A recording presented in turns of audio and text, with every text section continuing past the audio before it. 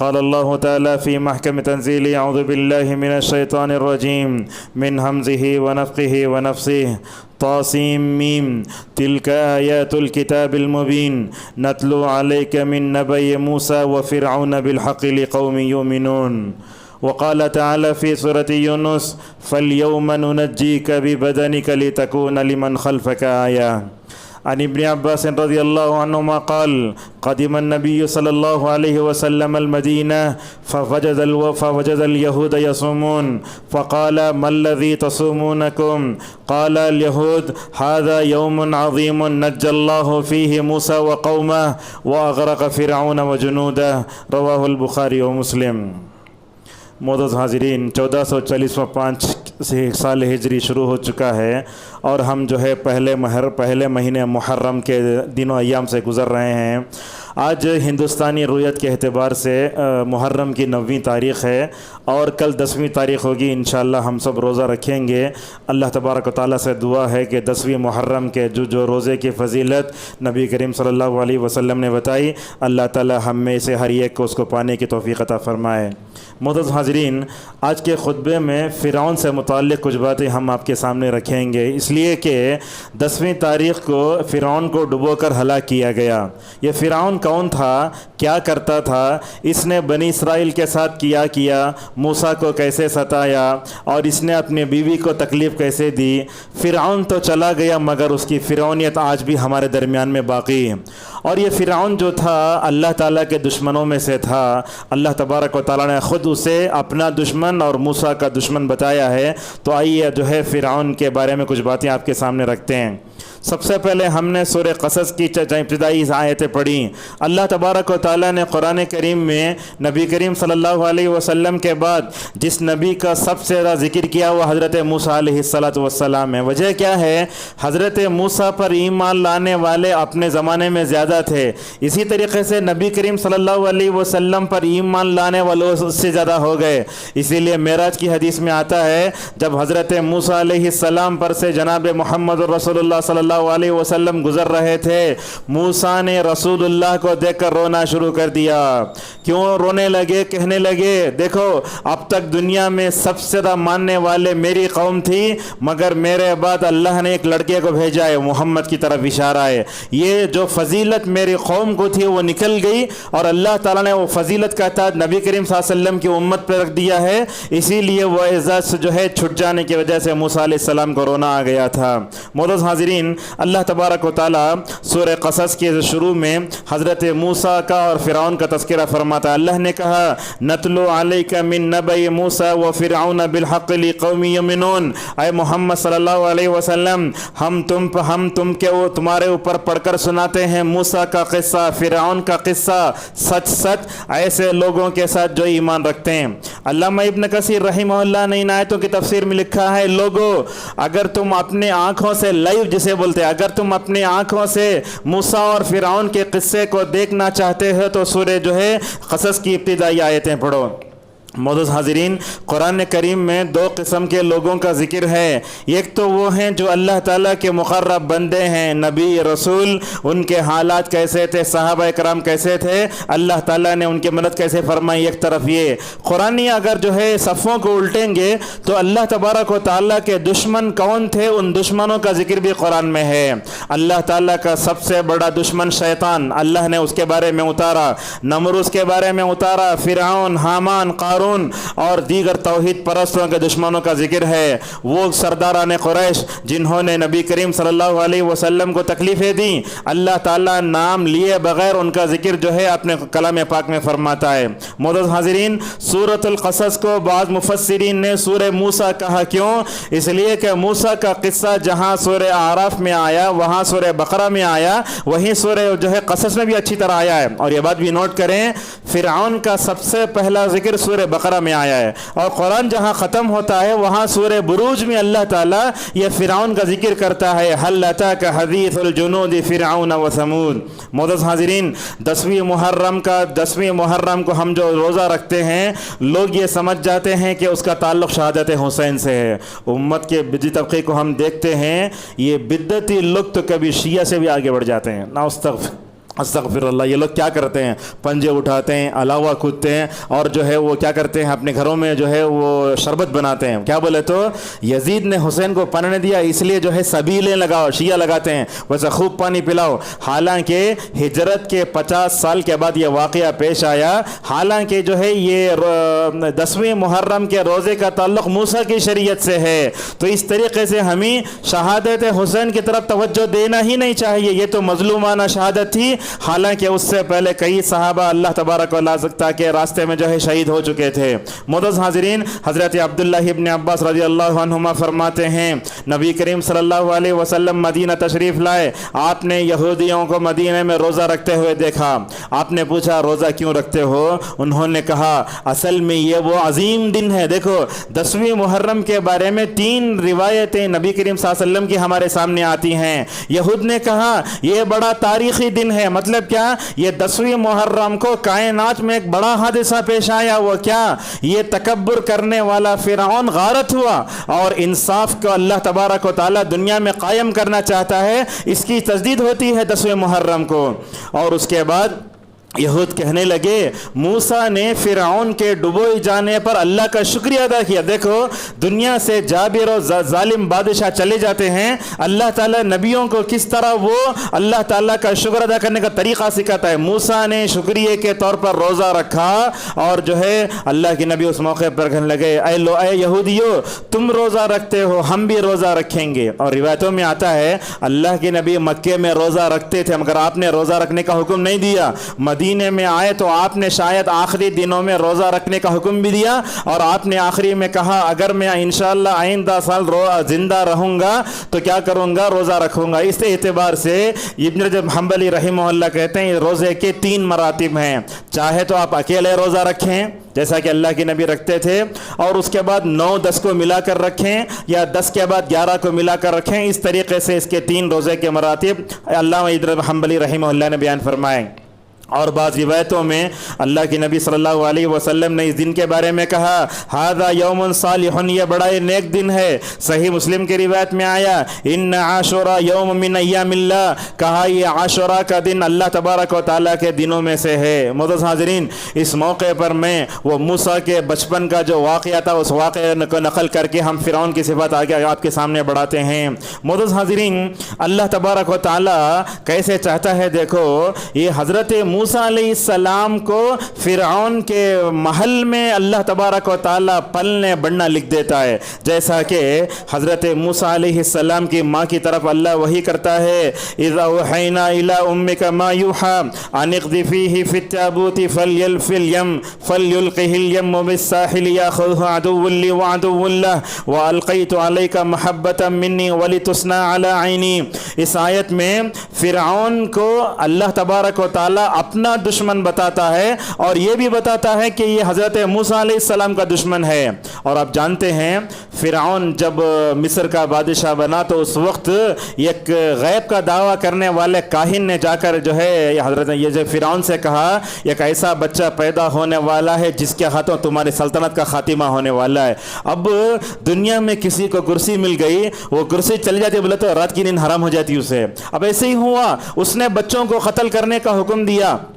1 سال بچوں کو قتل کرتا، 1 سال چھوڑ دیتا. اللہ تبارک و تعالیٰ کی قدرت بھی ایسی ہے، حضرت موسیٰ اس سال پیدا ہوئے جس وقت بچوں کو قتل کیا جا رہا ہے. موسیٰ کی ماں کے گود میں بچہ ہے. اب یہ موسیٰ کو ڈر ہو رہا ہے کہیں میرے بچے کو قتل نہ کیا جائے. اللہ تعالیٰ موسیٰ کی ماں کی طرف وحی کرتا ہے اے موسیٰ کی ماں، دیکھو کیسا ہے، اے موسیٰ کی ماں تم اپنے بچے کو سمندر میں ڈالو. ہم اپنے بچے کو معمولی پانی میں کھیلنے نہیں دیتے. اللہ تعالیٰ موسیٰ کی ماں سے کہتا ہے اے موسیٰ کی ماں تم اپنے بچے کو سمندر میں ڈالو. وہ جب وہ تابوت میں رکھ کر جو ہے حوالے کر دیا، موسیٰ کی ماں کا دل کانپنے لگا.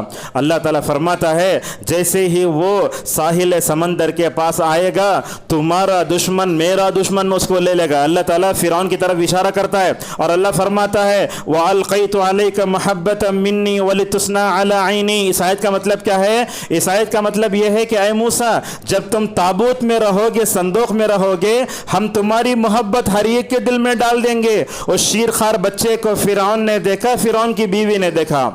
آج دنیا میں ایسے لوگ بہت ہیں جو بڑے بڑے عہدے پر ہیں مگر جو ہے بچوں سے کہ محروم ہو جاتے ہیں۔ فرعون ویسے ہی تھا، فرعون کا بچے نہیں تھے، جیسے ہی فرعون اور اس کی بیوی نے اس تابوت کو اپنے محل کی طرف آتے ہوئے دیکھا، اللہ اکبر، آسیہ کی آنکھوں نے تاڑ لیا تھا یہی بچہ نار جہنم سے مجھے جو ہے بچانے کا ذریعہ بنے گا۔ کیا کلمات نکلتے ہیں دیکھو حضرت آسیہ کے زبان سے، لا تقتلوا عسى ان ينفعنا او نتخذه ولدا، اے میرے شوہر فرعون اس کو قتل مت کرو، ہم اس کو بچہ بنا لیتے ہیں، یقیناً یہ کیا ہوگا، ہمیں نفع دے گا۔ بعض الفاظ ایسے آئے قرآن میں، یہ ہمارے لیے آنکھوں کی ٹھنڈک بنے گا۔ ویسے ہی ہوا، معلوم ہوتا ہے آنکھوں سے کچھ لوگ تاڑ لیتے ہیں کہ جنت کیسی ہوتی ہے، جہنم کیسی ہوتی ہے۔ اس کے بعد ہوا کیا، جیسے ہی وہ قریب آنے لگا تو اللہ فرماتا ہے فَالْتَقَطَهُ آلُ فِرْعَوْنَ لِيَكُونَ لَهُمْ عَدُوًّا وَحَزَنًا، فرعون کے خاندان والوں نے اس کو اٹھا لیا، وہ ان کو دشمن بھی بن گیا اور اس کو لے کر نعوذ باللہ وہ ٹینشن کا شکار ہو گئے۔ معزز حاضرین، اللہ تعالیٰ اپنے نبی موسیٰ کی کیسے حفاظت فرماتا، دیکھو شیرخوار بچے کو دودھ پلانے کے لیے فرعون کے دربار میں باہر سے عورتیں لائی جاتی ہیں۔ اللہ فرماتا ہے وحرمنا علیہ المراضع، ہم نے تمام عورتوں کے دودھ کو موسیٰ کے اوپر ہم نے حرام کر دیا تھا۔ وہ چھوٹا بچہ جب فرعون کے دربار میں پہنچا، بہن بھاگ کر آئی پیچھے سے، بھائی بہن کا تعلق کیسے ہوتا ہے دیکھو، آ کر وہ اپنے بھائی کو دیکھ کر فوراً کہنے لگی هل ادلکم علی اہل بیت یکفلونہ لکم وہم لہ ناصحون، اے فرعون کے درباریوں سن لو، مجھے ایک عورت معلوم ہے، وہ ایک عورت معلوم ہے، وہ اس کا دودھ جو ہے ہر بچہ پی گا۔ ماشاءاللہ دیکھو اللہ تبارک و تعالیٰ کیسے انتظام کرتا ہے، وہ دشمن کے محل میں، دشمن کے بستر میں، دشمن کی اجرت پر اور دشمن کے پیسوں پر ماشاءاللہ حضرت موسیٰ پلتے ہیں، موسیٰ کی مائی لائی جاتی ہے، ماشاءاللہ وہ حضرت موسیٰ علیہ السلام کا اور ان کے پورے تربیت کا دودھ کا پورا خرچ ماشاءاللہ مکمل طور پر اٹھاتا ہے۔ اسی لیے جب حضرت موسیٰ علیہ السلام بڑے ہوئے اور فوراً حضرت موسیٰ علیہ السلام نے فرعون کی خدائی کو للکارا تو اس نے کیا کہا، الم نربک فینا ولیدا ولبثت فینا من عمرک سنین، اے موسیٰ تم ہمارے پاس بلے بڑے ہو، آج جو ہے میرے گریبان سے کھیل کر میرے خدائی کو للکار رہے ہو، یہ غلط ہے۔ معزز حاضرین یاد رکھیں یہ دنیا آزمائش کی ہے، زندگی جب انسان آنکھ کھولتا ہے اس وقت سے لے کر آنکھ کے بند ہونے تک یہ آزمائش ہے۔ یہ کہاں ہے، الذی خلق الموت والحیات، اور اللہ تعالیٰ حضرت موسیٰ کو فرعون سے آیا، فرعون کو موسیٰ سے آزمایا۔ یہ تاریخ کہاں ہے، اللہ تعالیٰ نے سورہ فرقان میں کہا وَجَعَلْنَا بَعْضَكُمْ لِبَعْضٍ فِتْنَةً، اے لوگو ہم نے تم میں سے بعض کو بعض کے لیے فتنہ بنائی۔ ابن القیم رحمہ اللہ کہتے ہیں اللہ تعالیٰ قوموں کو آزماتا ہے نبی سے، اللہ تعالیٰ نبی کو آزماتا ہے قوم سے۔ آج دیکھو ہر ایک آدمی دوسرے آدمی کے لیے آزمائش ہے۔ اللہ تبارک و تعالیٰ نے حضرت موسیٰ کو آزمایا فرعون سے، فرعون کو آزمایا موسیٰ سے، مگر ماشاءاللہ موسیٰ علیہ السلام اللہ تبارک و تعالیٰ کے وہ صابر و شاکر بندے، صبر کر کے فرعون کے خدائی کا ڈٹ کر مکمل اور مقابلہ کیا۔ معزز حاضرین اسی لیے دیکھو اللہ تعالیٰ ایک جگہ اور فرماتا ہے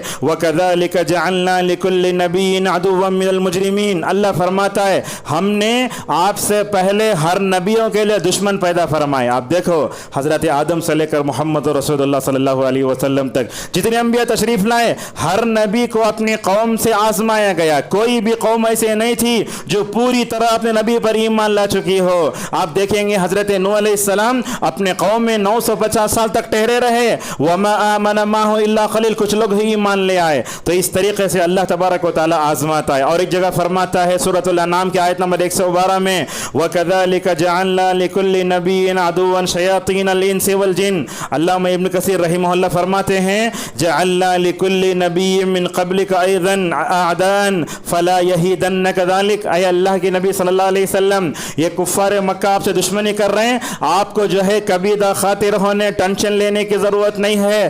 دنیا کے تاریخ میں ہر نبی کو اپنے دشمنوں کا سامنا کرنا پڑا، لہذا تم کبھی اپنے دشمنوں سے مکمل طور پر ڈرنے کی ضرورت نہیں ہے۔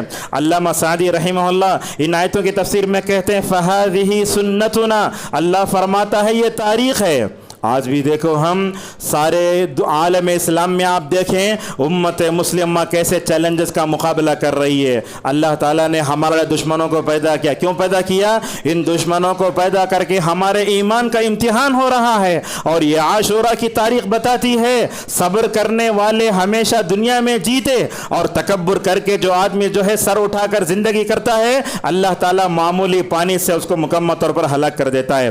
اور اسی طریقے سے یہ عاشورے کا اور ایک پیغام ابن الجوزی رحمہ اللہ کہتے ہیں اللہ تبارک و تعالیٰ نبیوں کو دشمنوں سے آزماتا کیوں ہے؟ تاکہ نبی صبر کرے تو صبر کا صلہ بھی مکمل طور پر بڑھ جائے۔ معزز حاضرین، ایک موقع پر سید الصابرین صلی اللہ علیہ وسلم نے ایک موقع پر کہا تھا اللہ رحم کرے موسیٰ پر بڑے ستائے گئے۔ دیکھو بنی اسرائیل جیسی خبیث، اتنی عیار مکار اور نبیوں کو ستانے والی قوم دنیا نے آج تک نہیں دیکھی۔ کیسے کیسے ستایا حضرت موسیٰ علیہ السلام کو، شاید دوسرا کوئی عام آدمی ہوتا دیوانہ ہو جاتا، مگر حضرت موسیٰ علیہ السلام اللہ تبارک و تعالیٰ کی خاص تربیت میں پلتے ہیں، ماشاءاللہ حالات کا ڈٹ کر مقابلہ کرتے ہیں۔ معزز حاضرین، یہ بات بھی ہے اللہ تعالیٰ قرآن کریم میں نہ اپنے دشمنوں کا ذکر کرتا ہے تو نام نہیں لیتا، صرف ایک نام آیا اللہ کے دشمنوں کا، وہ ہے ابو لہب، اور ابو لہب کا اصل نام بھی دوسرا تھا، اللہ نے کنیت کا ذکر فرمایا۔ اللہ تعالیٰ نے فرعون کا ذکر کیا، ہارون کا ذکر کیا، قارون کا ذکر کیا، اور سرداران قریش کا ذکر کیا، مگر فرعون کے حقیقی نام کا ذکر نہیں کیا۔ اب فرعون کا نام کیا تھا؟ رامسیس تھا، فلاں فلاں تھا، اس کے پیچھے پڑنے کی ضرورت نہیں ہے۔ ایک بات بھی دیکھو، فرعون کا معنی خود تکبر کرنا، لغت میں اٹھا کر دیکھو آپ، فرعونہ کا معنی تکبر کرنا، سرکشی کرنا۔ یہ فرعون کیا ہے؟ مصر کے بادشاہ کا لقب ہے۔ اور اسی طریقے سے امین شنقیطی رحمہ اللہ فرماتے ہیں اللہ تبارک و تعالیٰ نے پورے قرآن میں کیا کیا؟ نام ذکر نہیں کیا، فرعون کا نام نہیں آیا، فرعون کا لقب آیا۔ تو اللہ تعالیٰ نام کیوں ذکر نہیں کرتا؟ دیکھو نبی کریم صلی اللہ علیہ وسلم کی 11 بیویوں میں کسی بیوی کا نام نہیں آیا قرآن میں، کیوں؟ اللہ تعالیٰ فرماتا ہے لوگوں اشخاص سے عبرت نہیں، حالات سے عبرت لینا چاہیے۔ ابن امین شنقیطی رحمہ اللہ کہتے ہیں اللہ تبارک و تعالیٰ نے قرآن میں جن کا نام نہیں لیا اس کے پیچھے نہیں پڑھنا چاہیے، اگر آدمی اس کے پیچھے پڑھتا ہے تو اس کا وقت ضائع ہو جاتا ہے، اور اس میں زیادہ دلچسپی لینے سے آدمی مقصد سے ہٹ جاتا ہے۔ اسی لیے سورہ یاسین میں دیکھو اللہ فرماتا ہے وَجَاءَ رَجُلٌ، ایک آدمی آیا۔ اللہ تعالیٰ اگر وہاں نام ذکر کرتا تو لوگ بولتے وہ قصہ اس کے واسطے ہے، اسی لیے اللہ تعالیٰ نے نام ذکر نہیں کیا، بلکہ کہا لوگو تمہیں عبرت لینا ہے تو کیا ہے؟ قصے سے لو، آدمی کی طرف مکمل طور پر دیکھنا نہیں چاہیے۔ معزز حاضرین، فرعون کے قصے سے ہمیں عبرت لینا چاہیے۔ اللہ تعالیٰ سورۃ النازعات میں فرماتا ہے فَأَخَذَهُ اللَّهُ نَكَالَ الْآخِرَةِ وَالْأُولَىٰ إِنَّ فِي ذَلِكَ لَعِبْرَةً لِمَن يَخْشَىٰ۔ اللہ فرماتا ہے دیکھو کیسے اللہ تعالیٰ نے فرعون کو اپنے شکنجے میں کسا، دیکھو اس فرعون کا انجام خبر میں کیا ہو رہا ہے اور آخرت میں کیا ہوگا۔ معزز حاضرین، علامہ ابن کثیر رحمہ اللہ فرماتے ہیں اللہ انتقام لیتا ہے، دنیا میں جو بھی تکبر کرے گا اس کا انجام وہی ہوگا جو فرعون کا ہوا۔ اور سورۃ الذاریات میں اللہ یہ بھی فرماتا ہے وفی موسیٰ اذا ارسلناہ الی فرعون بسلطان مبین۔ اللہ فرماتا ہے لوگو اگر تمہارے اندر دید عبرت ہے تو نوح علیہ السلام کے قصے کو پڑھو، موسیٰ کے قصے کو پڑھو، فرعون کے قصے کو پڑھو، فرعون نے کیسے ظلم کیا دیکھو۔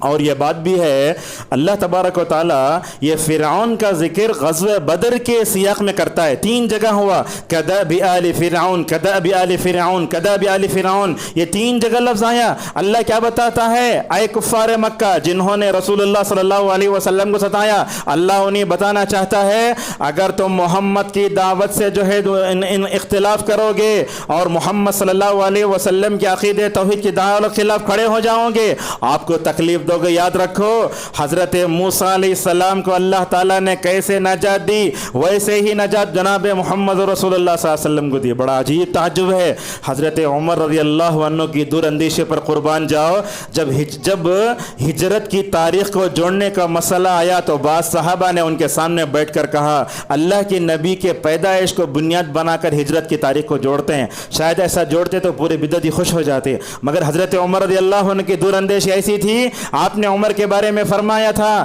ایسا ایسا جینیس اور عبقری آدمی میری امت میں کوئی بھی نہیں ہے۔ حضرت عمر نے کہا اس کو ہجرت سے جوڑتے ہیں۔ دیکھو یہ 10ویں تاریخ اور یہ محرم ہمیں بتاتا ہے اللہ تعالیٰ نے جیسے فرعون کے خلاف موسیٰ کی مدد فرمائی، اسی طریقے سے کفار مکہ کے خلاف نبی کریم صلی اللہ علیہ وسلم کی مدد فرمائی۔ ننگی تلواروں کے درمیان سے ایک نبی نکلتا ہے۔ اگر آپ سے یہ کہا جائے آپ کے گھر کے باہر اگر کوئی گن لے کر کھڑا ہے تو آپ کے نکلیں گے؟ آپ رات بھر نہیں سوئیں گے؟ کیسے نکلے ہوں گے؟ جناب محمد رسول اللہ صلی اللہ علیہ وسلم ننگی تلواروں کے درمیان سے سورہ یاسین کی آیتوں کو پڑھ کر نکلتے ہیں۔ وَجَعَلْنَا مِن بَيْنِ أَيْدِيهِمْ سَدًّا وَمِن خَلْفِهِمْ سَدًّا فَأَغْشَيْنَاهُمْ فَهُمْ لَا يُبْصِرُونَ۔ وہاں سے نکلتے ہیں، غار ثور میں 3 جگہ جا کے چھپتے ہیں۔ مکے میں اعلان ہوتا ہے نبی کا جو سر لائے گا 100 اونٹ دیے جائیں گے۔ اللہ اکبر! یہ نبی کا مبارک سر اگر لائیں گے تو 100 اونٹ دیے جائیں گے۔ کفار مکہ کیا کیے؟ وہ جانوروں کے قدم کو دیکھ کر پہنچتے پہنچتے غار کے منہ تک پہنچ گئے۔ ابو بکر کا دل پریشان ہوا، کہنے لگے یا رسول اللہ غار کے منہ تک پہنچ گئے، اگر یہ لوگ اپنے پیر کی طرف دیکھیں تو ہمیں نظر آ جائیں گے۔ اس موقع پر ایک نبی کا دل کیسے ہوتا ہے، ایک امتی کا دل کیسے ہوتا ہے۔ دیکھو اس وقت اللہ کے نبی نے فرمایا دیکھو ابو بکر یہاں 2 ہیں، اللہ کی مدد تیسری ہے، اور کہا اللہ تعالیٰ ہمارے ساتھ ہے، ڈرنے کی بالکل ضرورت نہیں ہے۔ معزز حاضرین، اللہ تعالیٰ یہ بتانا چاہتا ہے، اللہ تعالیٰ نے بدر میں ماشاءاللہ مسلمانوں کو کیسے کامیابی عطا فرمائی۔ معزز حاضرین، مسند احمد کی روایت میں ایک بات آئی لیکن یہ ضعیف ہے۔ اللہ کے نبی صلی اللہ علیہ وسلم جب غزوہ بدر میں، دیکھو دنیا میں بڑے بڑے لوگ ہوتے ہیں، تکبر کرتے ہیں، مگر موت کیسے چٹکے میں آتی ہے۔ یہی وہ فرعون تھا جس کو اپنے دریائے نیل پر، اپنے جو ہے محل پر اور اپنے تخت پر اور جہاں بیٹھتا تھا اس کے اوپر کتنا فخر تھا، اللہ نے معمولی سے پانی کی وجہ سے اس کو ہلاک کر کے رکھ دیا۔ ابو جہل کا بھی تو ایسا ہی انجام ہوا جب غزوہ بدر میں وہ 2 بچے تھے، ایک کا نام تھا معاذ، دوسرا نام تھا معوذ۔ ان دونوں بچوں نے پوچھا ابو جہل کہاں ہے؟ ابن مسعود رضی اللہ عنہ نے بتایا دیکھو وہ ابو جہل ہے، دیکھو وہ ابو جہل جس نے 13 سال تک رسول اللہ کو تکلیف دینے میں کوئی راستہ نہیں چھوڑا، مگر یہ تکبر کرنے والے ابو جہل کا قتل 2 بچوں کے ماشاءاللہ جو ہے ہاتھوں میں ایسے ہو جاتا ہے۔ تو اس سے کیا معلوم ہوتا ہے دنیا میں آدمی کتنا بھی تکبر کر لے مگر اللہ تعالیٰ اس شخص سے نمٹنا چاہتا ہے تو منٹوں میں اللہ تبارک و تعالیٰ ہلاک کر کے رکھ دیتا ہے۔ معزز حاضرین، آپ دیکھو ابو جہل میں اور فرعون میں کئی طرح کی مشابہت نظر آتی ہے۔ یہ دونوں توحید کے منکر، دونوں نے نبیوں کے خلاف اعلان جنگ کی، دعوت کی راہ میں رکاوٹیں پیدا کی، لوگوں کے خلاف آپ کو بھڑکایا، باطل پر ابھارا۔ وہ دیکھو فرعون ڈوب کر مرا، یہ ابو جہل 2 بچوں کے ہاتھوں نعوذ باللہ ہمیشہ کے لیے جو ہے جہنم میں چلا گیا۔ معزز حاضرین، ایک بات آپ کو بتاتے ہیں، محرم میں ہم دیکھتے ہیں اللہ کے نبی صلی اللہ علیہ وسلم کے صحابہ کے خلاف حدیثیں گھڑی جاتی ہیں۔ اس میں ایک جھوٹی حدیث یہ بھی ہے نعوذ باللہ میری امت کا فرعون معاویہ ہے۔ ہو سکتا ہے معاویہ رضی اللہ عنہ نبی کریم صلی اللہ علیہ وسلم کے سالے، امت کے ماموں، ان کے بارے میں شیعہ نے کہا کہ جو ہے یہ امت کے نعوذ باللہ ابو جہل ہیں۔ نعوذ باللہ وہ ابو جہل تو اس امت کا فرعون ہو سکتا ہے۔ ایک صحابی کو لا کر یہ کہنا کہ اس امت کا فرعون ہے، ایسی جھوٹی باتیں کبھی ہمیں سننا بھی نہیں چاہیے اور کبھی اس پر مکمل طور پر جو ہے کیا برداشت بھی نہیں کرنا چاہیے۔ معزز حاضرین، فرعون کی صفت کیا تھی اس کو آپ کے سامنے بتاتے ہیں۔ مختصر اگر کہیں فرعون ظالم و جابر بادشاہ، توحید کا منکر، باطل پرست، نبیوں کا گستاخ، تب تکبر اس کے قول و فعل میں، چلا تو تکبر، بات کرے تو تکبر، اشارے میں تکبر، اور اس کے بعد اس نے جو ہے اپنے کرسی کا بڑا غلط استعمال کیا، کہتا تھا انا ربکم الاعلی، میں تمہارا بہت بڑا خدا ہوں۔ میں تو سمجھتا ہوں دنیا میں بڑے ظالم و جابر بادشاہ گزرے مگر فرعون کی طرح کسی نے خدائی کا دعویٰ دنیا میں کسی نے نہیں کیا۔ اور اسی طریقے سے ایک جگہ وہ کہتا ہے ما علمت لکم من الہ غیری، اے لوگو میرے علاوہ تمہارے لیے کوئی معبود نہیں ہے۔ اور اسی طریقے سے نبیوں سے گستاخی کرنے والا اور اپنے دربار میں کسی کو آنے نہیں دیتا تھا۔ جیسے بڑے بڑے لوگ ہوتے ہیں اپنی جگہ ہوتے ہیں، سیکورٹی دیتے ہیں، کسی کو آنے نہیں دینا۔ حضرت موسیٰ علیہ السلام اور ہارون علیہ السلام فرعون کے دربار میں جا کر دعوت دینا چاہتے ہیں مگر فرعون ہے کہ کیا وہ ان دونوں کو اپنے دربار میں آنے نہیں دیتا۔ اور جب اس ظالم و جابر بادشاہ نے حضرت موسیٰ و ہارون کو اپنے دربار میں آنے دیا، موسیٰ کا دل کانپنے لگا، بولنے لگے اے رب مجھے ڈر ہوتا ہے کہ کہیں نہ جھٹلا دے، اے اللہ میرا سینہ تنگ ہو رہا ہے، میرا سینہ تنگ ہو رہا ہے، ایسے معلوم ہوتا ہے کہ مجھے جھٹلائے گا۔ اور حضرت موسیٰ علیہ السلام دیکھو، آدمی بڑا ہو جائے، بڑا بھائی ہوتا ہے، چھوٹے بھائی کے صلاحیت کا اعتراف کرتے ہیں۔ حضرت موسیٰ بڑے بھائی، حضرت ہارون چھوٹے بھائی، حضرت موسیٰ علیہ السلام اپنے چھوٹے بھائی ہارون کی صلاحیت کا اعتراف کیسے کرتے ہیں؟ دیکھو، وَأَخِي هَارُونُ هُوَ أَفْصَحُ مِنِّي لِسَانًا، کہنے لگے اے اللہ مجھے تو نے بولنے کا ملکہ دیا ہے، مگر میرے چھوٹے بھائی ہارون میرے سے اچھا بولتے ہیں۔ اگر فرعون کے دربار میں جا کر دعوت توحید دینا ہے، اے اللہ ساتھ میں بھیج دے تو کتنا اچھا ہوگا۔ اللہ تبارک و تعالیٰ ان دونوں کو بولتا ہے ٹھیک ہے تم دونوں جاؤ۔ وہاں پرمیشن مل چکا۔ حضرت موسیٰ و ہارون علیہ السلام فرعون کے دربار میں جاتے ہیں۔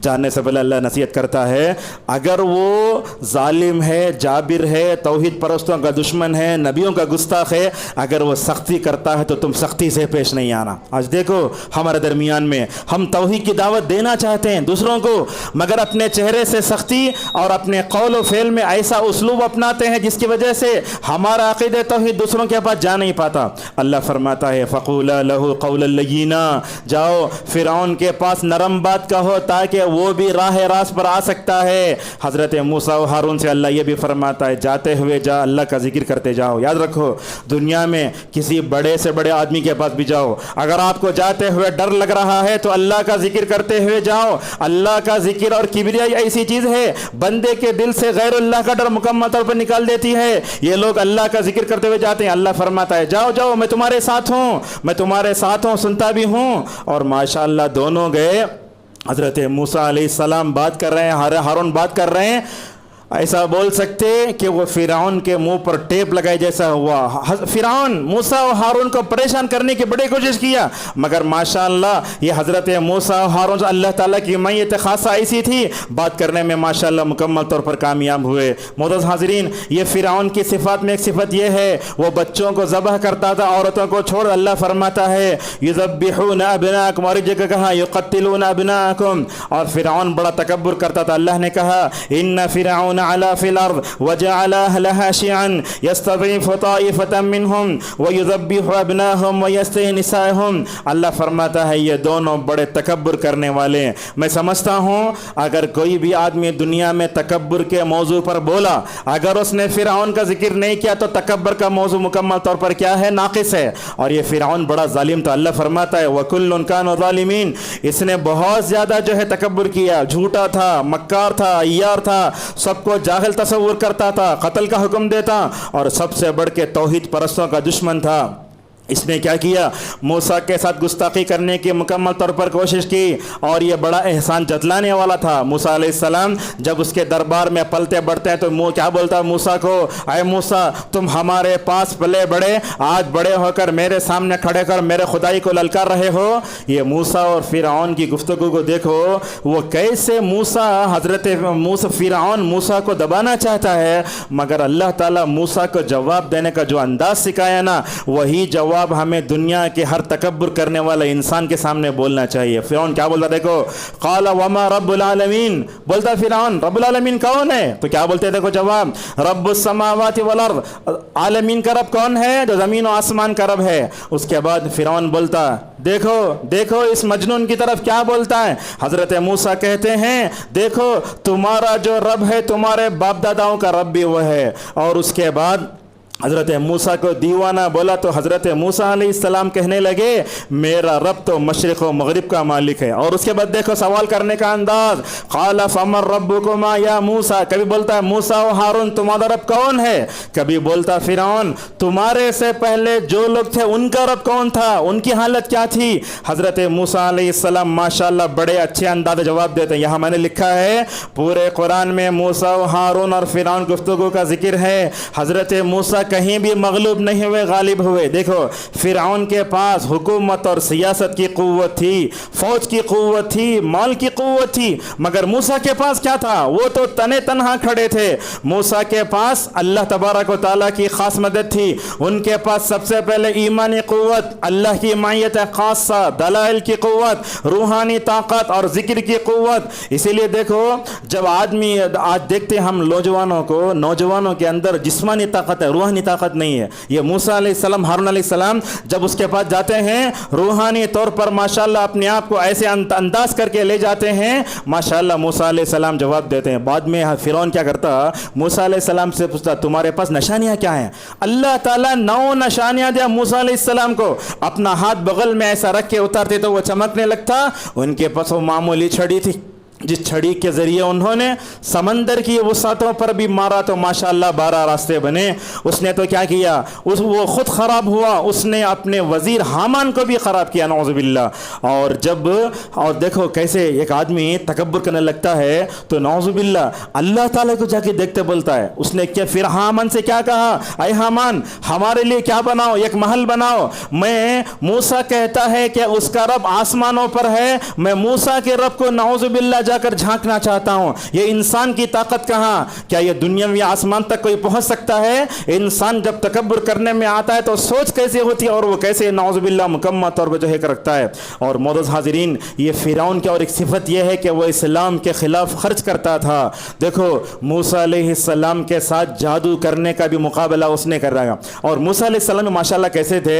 جادوگروں کا مقابلہ شروع ہوا، اس جادو کے مقابلے کے لیے حضرت موسیٰ علیہ السلام نے عید کا دن مقرر کیا۔ کیوں؟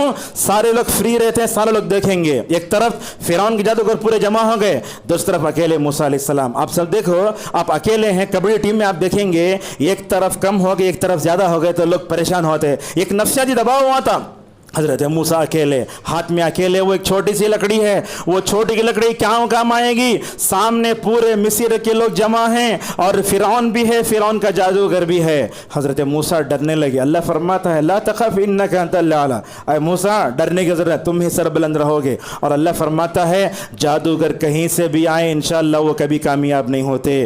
دونوں کا مقابلہ شروع ہوا۔ اللہ تبارک و تعالیٰ نے حضرت موسیٰ سے کہا مارو۔ کیا ہوا؟ سب سے پہلے سانپ بنا، بعد میں اژدھا بنا۔ فرعون کے جادوگر کے جتنے لوگ تھے وہ مقابلہ کرنے سے پہلے جادوگر کے فرعون کے بارے میں کیا بولنے لگے؟ جیسے آج لوگ بولتے ہنومان کیجئے، فلاں کیجئے، وہ لوگ بولنے لگے فرعون کیجئے، آج تو ہم ضرور جو ہے کیا کریں گے؟ مکمل طور پر کامیاب ہوں گے۔ دیکھو صبح میں کافر تھے، یہ جب معجزہ حضرت موسیٰ علیہ السلام کا جادوگروں نے دیکھا فوراً سجدے میں گر گئے۔ فرعون نے دیکھا ان کو میں نے پیسے لا کر اپنی طرف کامیابی اور میرے غلبے کے لیے دکھانے کے لیے، طاقت کے اظہار کے لیے میں نے دنیا کو بلایا، آج دیکھو فرعون یہ جادوگر میرے نکل کر ادھر چلے گئے، اس طرف چلے گئے۔ تو فرعون نے کیا کہا ان جادوگروں سے؟ میں تمہارے ہاتھوں، یہ دیکھیے یہ ہاتھ کاٹتا تو وہ پیر کاٹتا، اگر وہ ہاتھ کاٹتا تو وہ پیر کاٹتا، اور بولا اے فرعون، اے جادوگرو، میں تم کو کھجور کے تنوں پر نعوذ باللہ کیا کروں گا؟ پھانسی دوں گا۔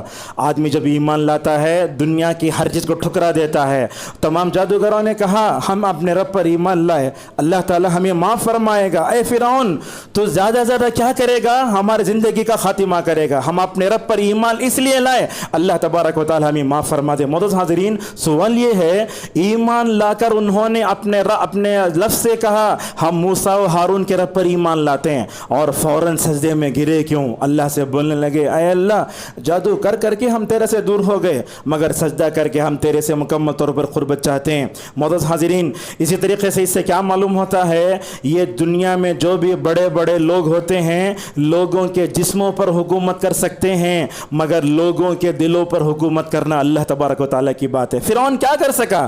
جادوگروں کا کیا بگاڑ سکا؟ اب دیکھو فرعون اتنا بڑا بادشاہ مصر کا اپنے بیوی کو اسلام لانے سے نہیں روک سکا۔ اللہ اکبر! اللہ تبارک و تعالیٰ کی جو نصرت دیکھیے فرعون کے گھر میں ایمان کو داخل کرتا ہے. جیسے میں نے کہا جیسے ہی اس تابوت کو دیکھا وہ ہماری آنکھوں کی ٹھنڈک وہ ہمارے نفع کا بخش بنے گا. یہی حضرت آسیہ رضی اللہ عنہا مکمل طور پر ایمان لاتی ہیں. معزز حاضرین اللہ ان کا ذکر فرماتا ہے وَضَرَبَ اللَّهُ مَثَلًا لِلَّذِينَ آمَنُوا امْرَأَتَ فِرْعَوْنَ إِذْ قَالَتْ رَبِّ ابْنِ لِي عِندَكَ بَيْتًا فِي الْجَنَّةِ وَنَجِّنِي مِنْ فِرْعَوْنَ وَعَمَلِهِ وَنَجِّنِي مِنَ الْقَوْمِ الظَّالِمِينَ. اللہ تعالیٰ نے اپنی بیوی کو بھی ایمان لانے سے نہیں روکا. یہ فرعون اپنے جادوگروں کو بھی ایمان لانے سے روک نہیں سکا. اللہ اکبر. یہ فرعون جب دنیا والوں پر ظلم کر سکتا ہے تو کیا اپنے گھر والوں پر ظلم نہیں کر سکتا؟ دیکھو ظلم کیسے کیا. دیکھو ابو عثمان النہدی رحمہ اللہ سلمان رضی اللہ عنہ سے نقل کرتے ہیں كانت امرأة فرعون تعذب في الشمس فإذا صرف عنها أظل الملائكة بأجنحتها وكان ترى بيتها في الجنة. کیا ایمان افروز کلمات ہیں یہ. یہاں خواتین اس کو غور سے سنیں. سلمان رضی اللہ عنہ کہتے ہیں یہ فرعون کی بیوی آسیہ نام ہے ان کا, آسیہ بنت مزاحم, ان کو تکلیف دینے کے لیے ایک دم سورج کی عین گرمی میں لایا جاتا تھا. تکلیف دیتے برداشت کرتی. ہم ایک معمولی سے اس طرح لگ جائے تو کتنا پریشان ہوتے.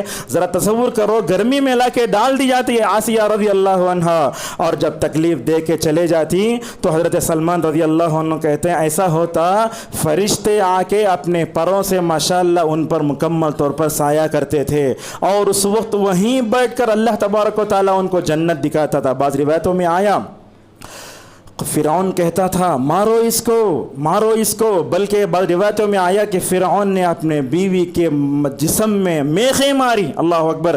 دیوار میں میخ مارے تو کیا ہوتا, جسم میں ذرا میخ مارے تو کیا ہوتا, تصور کر کے دیکھیے. اب اس کے ہاتھوں کو باندھا, اس کے پیروں کو باندھا. آسیہ رضی اللہ عنہ دعا کرتی اے اللہ یہ ظالم فرعون سے نجات دے, ظالم قوم سے نجات دے. اے اللہ میں جو صبر کر رہی ہوں اس صبر کے بدلے جنت میں مجھے مکمل طور پر یہ گھر بنا دے. فرعون بولتا یہ کیا ہے میری بیوی آسیہ, یہ جب میں مارتا ہوں تو یہ ہستی ہے, جب یہ مارتا ہوں تو یہ ہستی ہے, تو وہ اصل میں کیا ہے اللہ تبارک و تعالیٰ ان سے راضی ہو کر جنت کا گھر دکھا رہا, وہ دیکھ کر ہنس رہی ہے. ماشاءاللہ اسی حالت میں ان کی روح پرواز کر جاتی ہے. معزز حاضرین یحییٰ بن سلام رضی اللہ عنہ فرماتے ہیں اللہ تعالیٰ یہ مثال دے کر عورتوں کو بتاتا ہے اے امت مسلمہ کی عورتوں اگر تمہیں ایمان پر جم کر رہنا ہے تو فرعون کی بیوی کو تم مکمل طور پر نمونہ بناؤ.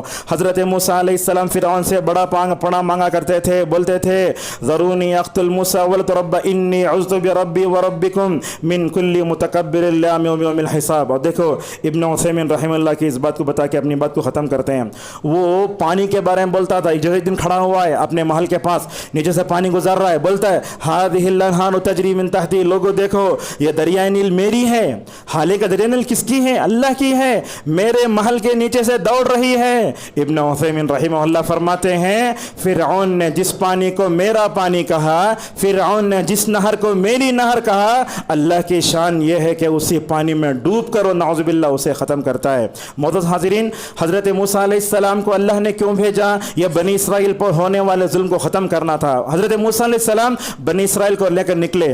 حضرت موسیٰ علیہ السلام کو اللہ وحی کیا جاؤ سمندر پر مارو, چھوٹی سی لکڑی جیسے ہی مارے اس میں بڑے بڑے پہاڑوں کی طرح 12 راستے بنے بنی اسرائیل کے, اس میں حضرت موسیٰ چلنے لگے. تو جیسے ہی چل کر پار ہو گئے بنی اسرائیل نے پلٹ کر دیکھا. اب جیسے ہم میرے چھوٹے بچوں کو ہم ڈراتے رہتے, وہ چیز سامنے گئے تو اور ڈر ہو جاتا. جیسے ہی حضرت موسیٰ علیہ السلام پر ایمان لانے والے بنی اسرائیل نے دیکھا, بولنے لگے انا لمدرکون, آگا فرعون آگا. اللہ اکبر. ایک نبی پر ایمان اور ایک نبی کے ایمان اور قوم کے ایمان میں کتنا فرق ہوتا ہے. دیکھو حضرت موسیٰ نے ایک ماشاءاللہ ایسا جملہ کہا جو ماشاءاللہ تسلی کا ایک بول بن کر بنی اسرائیل کے بڑا تریاق بن گیا. کہنے لگے بے شک میرا رب میرے ساتھ ہے. اللہ اکبر. یہ جملہ کیسا, ان معی ربی سیہدین, بے شک میرا رب میرے ساتھ ہے. اور فرعون جب دیکھا بنی اسرائیل 12 راستے بن کے یہ ہو گئے, فرعون بھی چلا اس میں.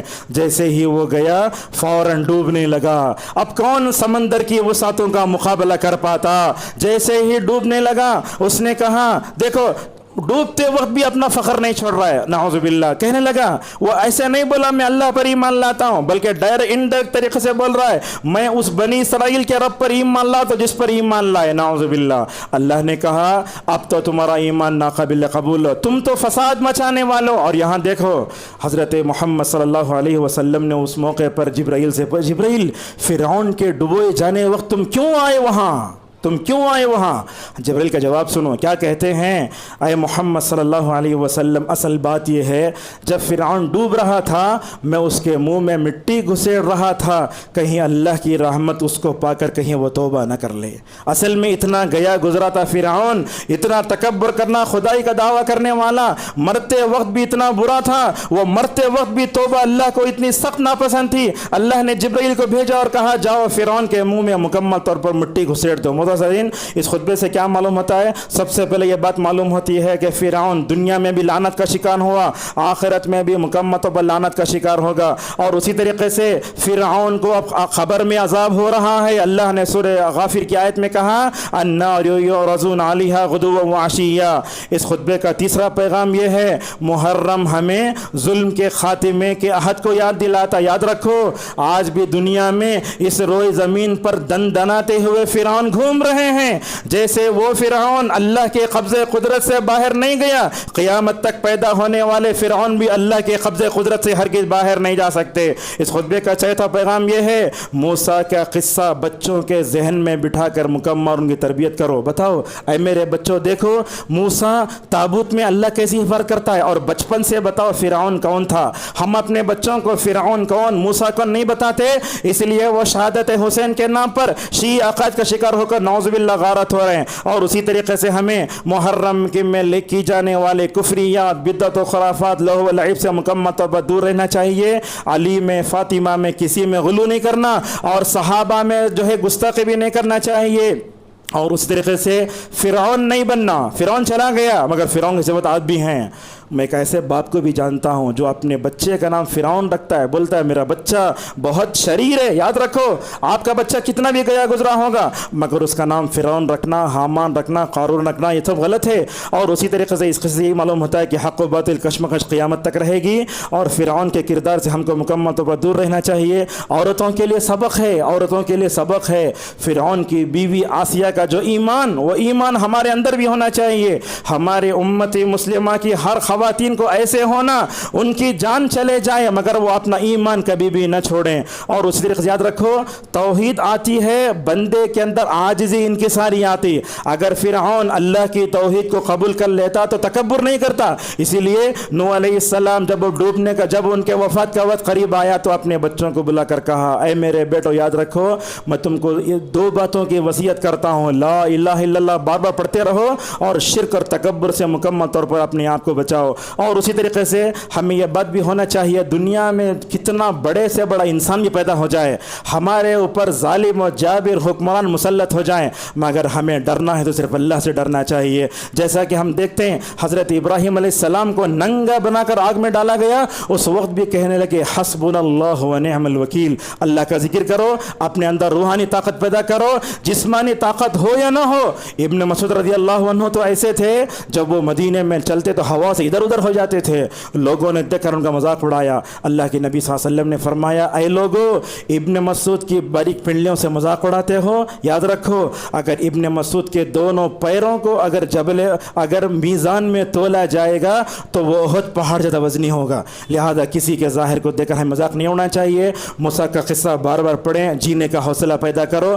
ہر فرعون کا انجام برا ہی ہے، ہر فرعون کا انجام برا ہی ہے. جب بھی 10ویں تاریخ کو روزہ رکھتے تو مکمل توجہ دو. اللہ تبارک و تعالیٰ سے ہماری دعا ہے اللہ تبارک و تعالیٰ ہم سب کو 10ویں محرم کی جو عظیم تاریخ ہے اللہ تبارک و تعالیٰ اس کو اپنے ذہن میں رکھ کر ہماری روحانی تربیت کرنے کی ہم سب کو توفیق عطا فرمائے. اللہ تبارک و تعالیٰ ہم سب کو موسیٰ جیسا ایمان عطا فرمائے. اللہ تبارک و تعالیٰ ہم سب کو جناب محمد رسول اللہ صلی اللہ علیہ وسلم صحابہ کرام جیسا ایمان عطا فرمائے. اے پروردگار جیسے تو نے اس فرعون کو تو نے تباہ و برباد کر دیا، اس تیرے زمین پر اس وقت وقت کئی فرعون دندناتے پھر رہے ہیں، اللہ تبارک و تعالیٰ ہم سب کو تباہ و تاراج کر دے۔ اللہ تبارک و تعالیٰ ہم سب کو اس وقت کے جتنے فرعون ہیں تمام فرعون سے پناہ مانگنے، ان کی بری سازشوں سے ہماری حفاظت فرمائیں۔ وآخر دعوانا ان الحمد للہ رب العالمین۔